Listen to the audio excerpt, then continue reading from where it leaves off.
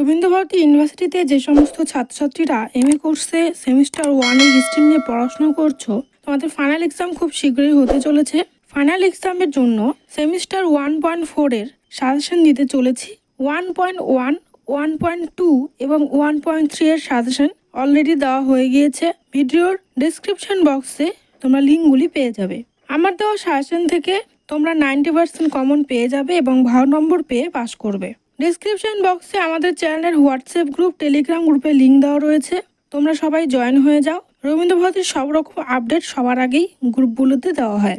আমি প্রশ্নগুলি বলা শুরু করছি, তোমরা নোট করে নাও। এবং তোমরা সকলেই নিশ্চয়ই জানো তোমাদের ইংলিশ ভার্সনের প্রশ্ন করা হয়, বেঙ্গলি ভার্সন করা হয় না। সেক্ষেত্রে আমি এখন তোমাদের বেঙ্গলি ভার্সনের প্রশ্নটা বলবো, ইংলিশ ভার্সনটা শো করে দিচ্ছি এবং তোমাদের কারো যদি ইংলিশ ভার্সনটা প্রয়োজন হয় অবশ্যই গ্রুপগুলোতে জয়েন হবে এবং সেখানে গিয়ে পেয়ে যাবে। প্রথম প্রশ্নটি হলো, ইতিহাসের শিক্ষামূলক ভূমিকা আলোচনা করো। পরবর্তী প্রশ্নটি হলো, ঐতিহাসিক র্যাঙ্কে ইতিহাস রচনার পদ্ধতি কি ব্যাখ্যা দিয়েছেন। পরবর্তী প্রশ্নটি হলো, ইতিহাসের সঙ্গে সমাজবিজ্ঞান ও রাষ্ট্রবিজ্ঞান পারস্পরিক সম্পর্ক নিয়ে আলোচনা করো। পরবর্তী প্রশ্নটি হলো, ইতিহাসের জনক হেরোডোটাসের অবদান আলোচনা করো।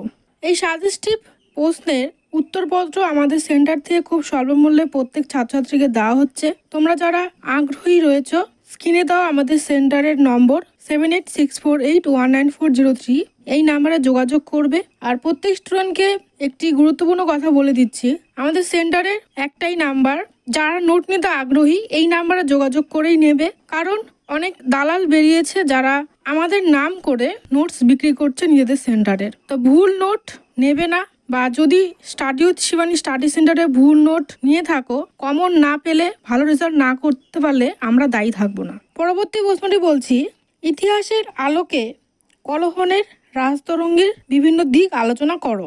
পরবর্তী প্রশ্নটি হলো, সেন্ট অগাস্টিনের সিটি অফ গডের স্বরূপ বর্ণনা করো। পরবর্তী প্রশ্নটি হলো, মধ্যযুগীয় ইসলামীয় ইতিহাস চর্চার এবং ইবন খালাদুনের অবদান কী ছিল। পরবর্তী প্রশ্নটি হলো, টিকা লিখুন তাবাকাত ই নাসিরি। পরবর্তী প্রশ্নটি হলো, জ্ঞানদীপ্ত যুগের ইতিহাস চর্চার মূল লক্ষ্য কী ছিল। পরবর্তী প্রশ্নটি হলো, গিবনের ডিক্লাইন অ্যান্ড ফল গ্রন্থের অধ্যয়নগুলি আলোচনা করো। লাস্ট প্রশ্নটি হলো, ক্রোচের ইতিহাস চিন্তার পরিচয় দাও। ভিডিওটি অবশ্যই তোমাদের ফ্রেন্ডদের সাথে শেয়ার করবে এবং কিছু জানার থাকলে, কিছু বুঝতে না পারলে বা পরবর্তী কী ভিডিও চাইছো সেই টপিক নিয়ে কমেন্ট করবে। ভিডিওটি দেখার জন্য সবাইকে অনেক ধন্যবাদ।